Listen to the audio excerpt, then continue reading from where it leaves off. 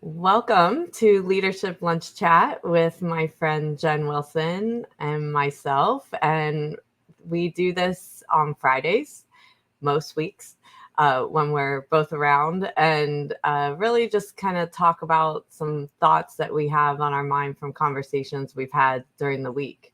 So, one of the things we talked about today is, the influx of private equity, venture capital into the profession, and what are some of the things that are important to think about when you're going through this process or even considering what this means, and considerations for yourself, for the firm, for the people that work there, and really looking into future as well of what is it that you are trying to accomplish, making sure that what you're trying to accomplish is for the greater firm.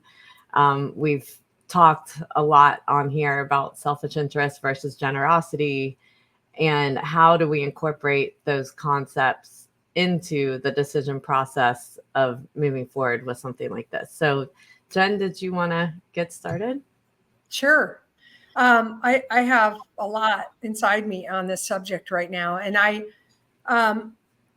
think the first place for me to start is right where you were, Amy, and that is like the why, right? What's driving this? And I would rather have us kind of focus on what might drive it for you as a firm leader than what's driving it in the profession. That's another conversation, and that's a little bit of like keeping up with the Joneses, or feeding frenzy, or something like that is happening now, which is like irrational market aspect. And I don't know that we need to spend a lot of time on whether that's good or bad. I mean, we could come back to that another leadership lunch chat. But for a firm, like why would you do it? And most are saying, well, we're undercapitalized, and we need capital to compete. And so that's sort of the story of what they're telling themselves and telling others about why they might consider bringing in external buyers, because that's what PE is. It's selling a piece of your firm to an external buyer, where we might have all this time thought that we were going to work toward internal succession and sell it to the people that we've been developing. Now suddenly we feel undercapitalized and we need this capital from an outside buyer. And so the why is, we need outside capital. Then Jen Wilson says, what are we going to do with it? And how transparent is that outside capital when it comes into the firm? How transparently will it be used?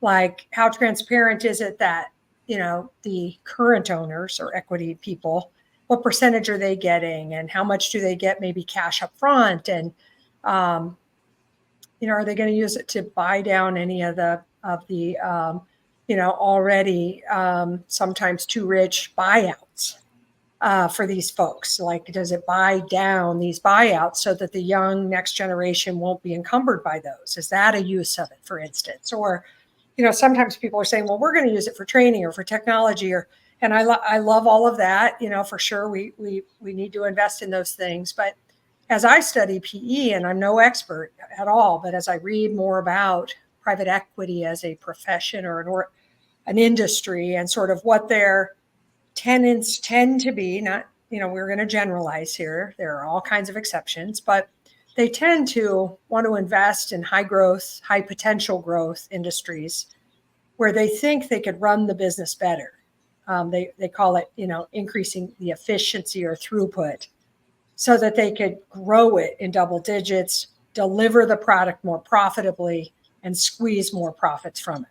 That's the model of PE. So when we're bringing PE in, we have to think to ourselves and look around the room to our young people and say, so what we're planning to do is grow this thing faster and squeeze more work out of us. Increase efficiency, reduce costs if we could, use technology to speed up service delivery or to improve it. But I keep asking myself, like, what is the why, and how transparent and how specific can we be? Just we're raising capital is not specific enough to me to rationalize the decision to do it. I think you got to dig in and say, what are we going to do with it? And what will the implications be to the business when we do it? Yeah, I agree. And I think that decision matrix is important at any level of firm, even if it's not PE. I was in a conversation this week as well with a very small firm that wouldn't have PE infusion. However, there's still partners that need to retire, don't know how they're going to retire, right? And so the decision matrix, starts being about the retirement and what other options there are for the ongoing going concern of a firm.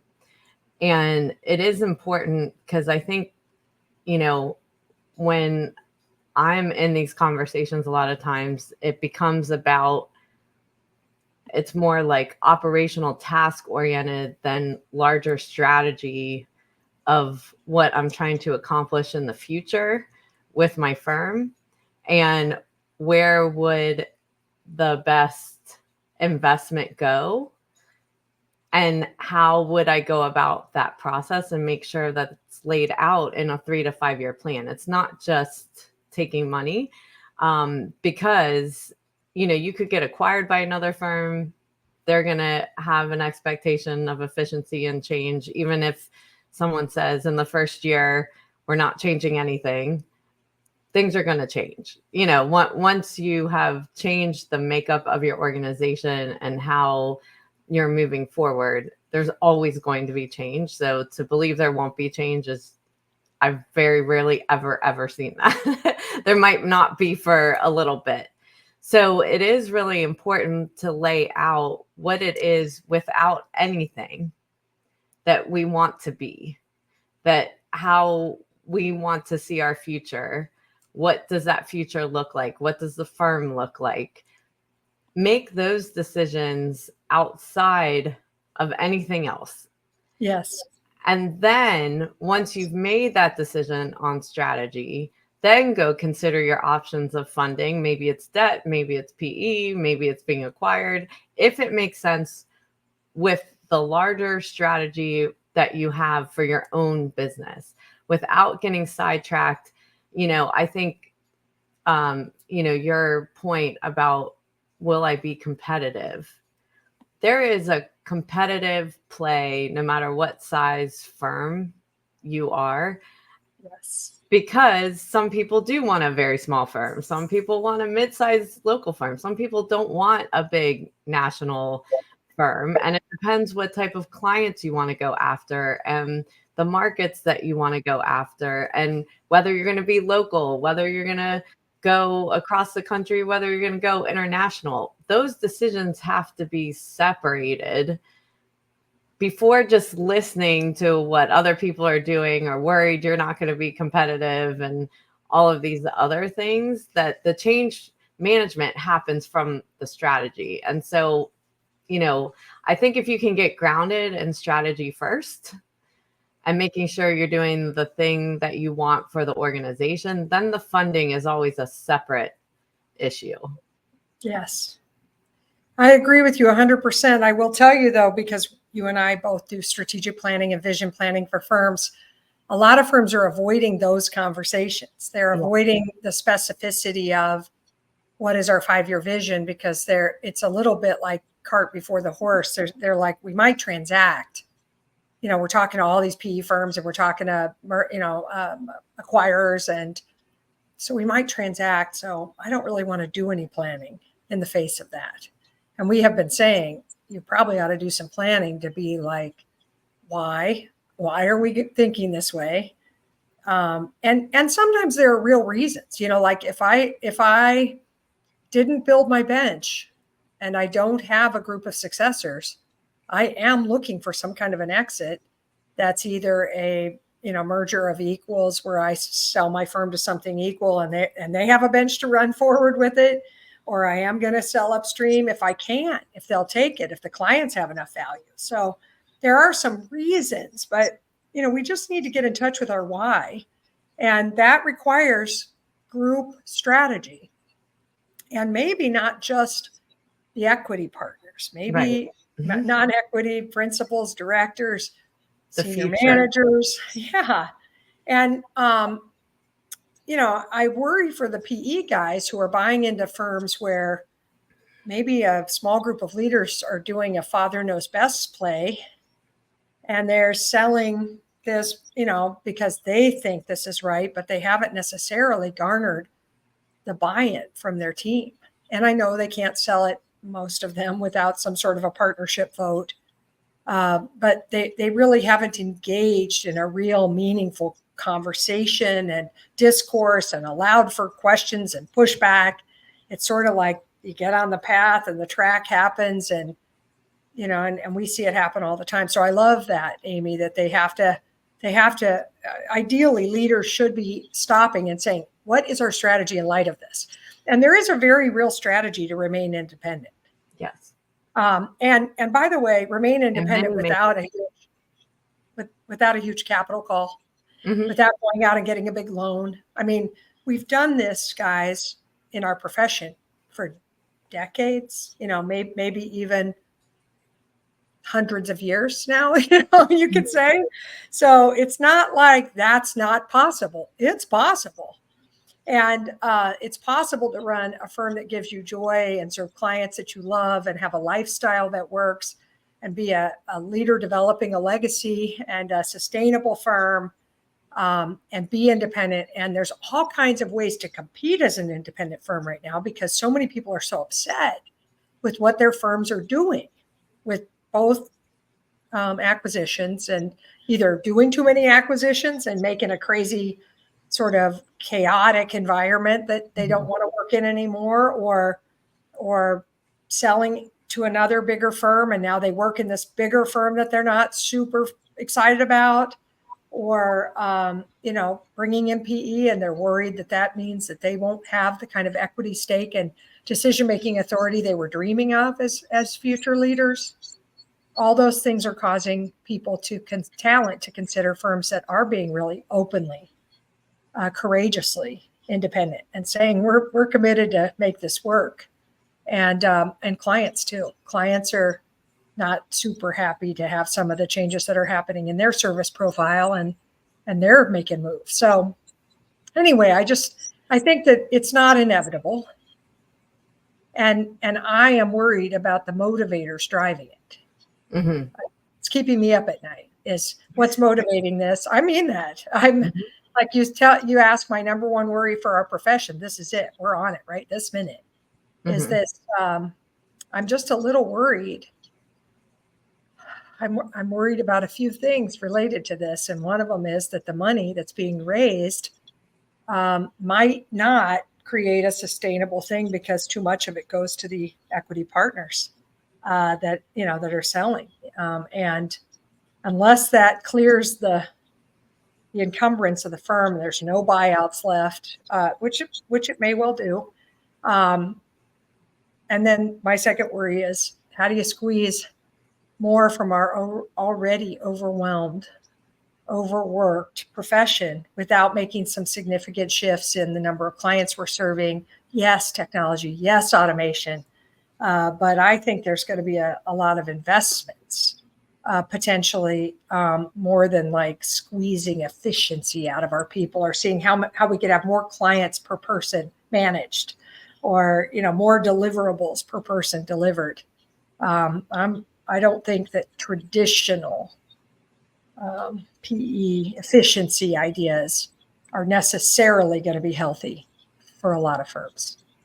Yeah, and it really depends on a case by case basis. I mean, I think both of us have been in firms that do not operate well as a business. Yeah.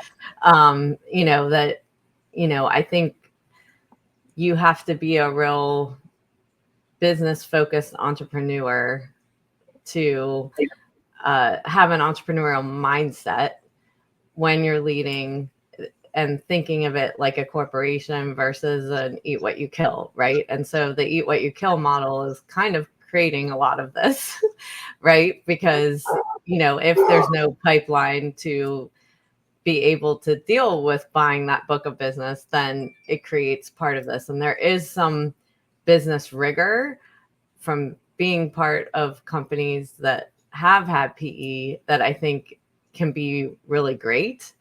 It's just a matter of realizing that you will change no matter what. Like, that investment's not going to come in and then you operate like you are today. It just won't. When people give money, they want to see a result. And so it is important to know what that result is that they see. And that's why it's important to have your own strategy to make sure that they align. And the other thing that I just wanted to say about staying independent, so it may not mean a ton of capital needs to be invested, but there will be a ton of time that needs to be invested in any firm today in order to make sure that these firms survive into the future.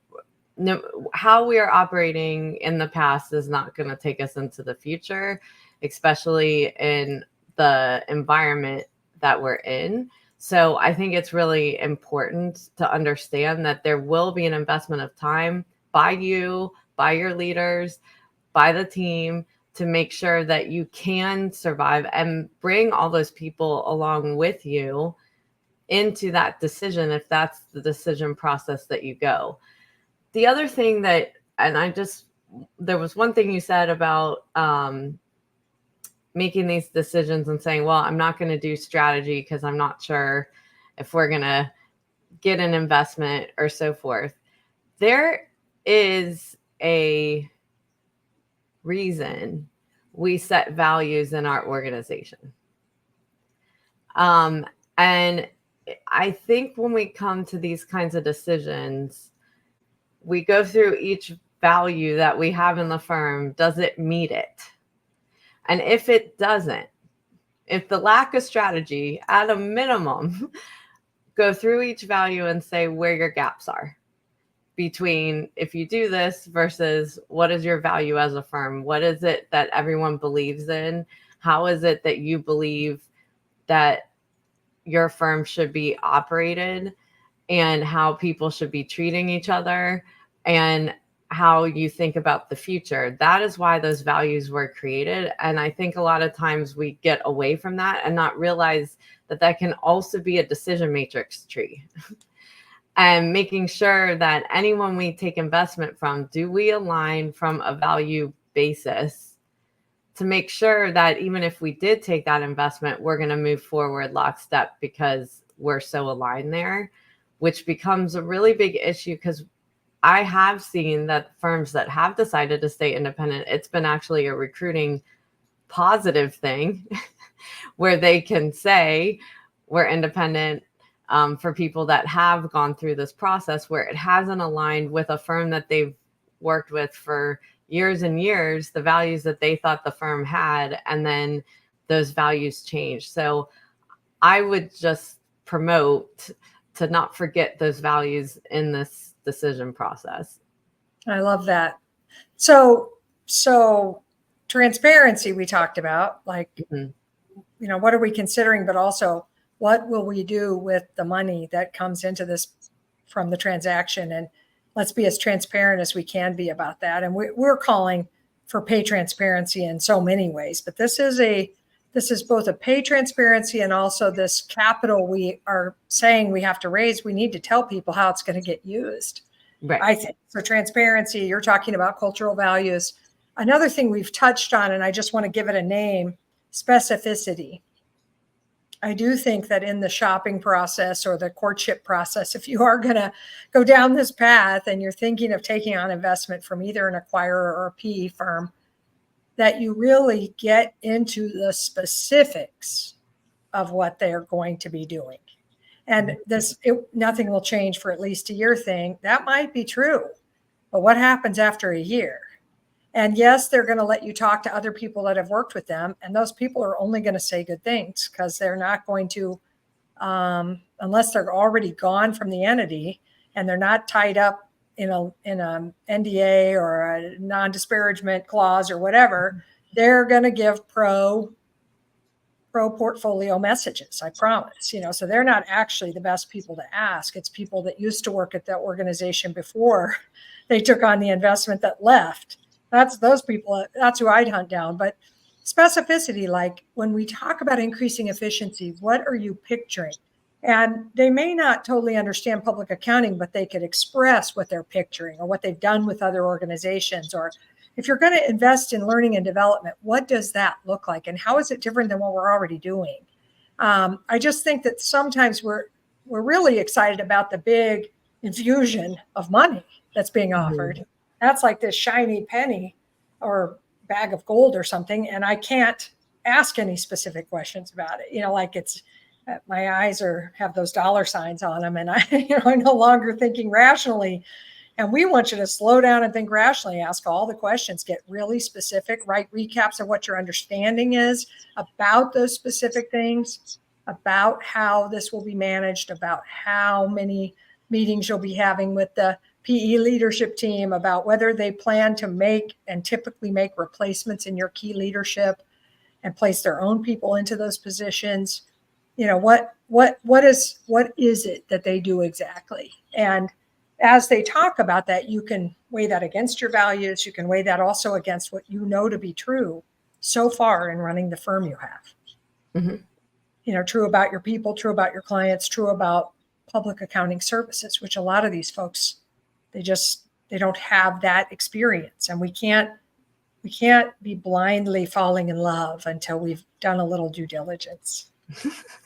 That's what I worry about. Like, this sounds so awesome, but I forgot to ask any of the important questions. And I'm not saying that because I think any of the leaders that are listening aren't smart people. I know you're smart people. And I'm not saying it because I'm worried it'll happen and I've never seen it happen. I'm saying it because I talk to tons of leaders who are like, oh my God, if I had only known, if I had only asked, or if my leaders had only asked, young leaders who are like, it's clear they didn't ask any of these questions, so we're just trying to say, let's slow down a little and be more strategic and more contemplative and be maybe more values-based, more clear on the why, the motivations and the intent of how you're going to use it, the specificity of what the money will be used for, and then also specificity of what will change in the way you lead and manage and deliver services, and transparency back to your people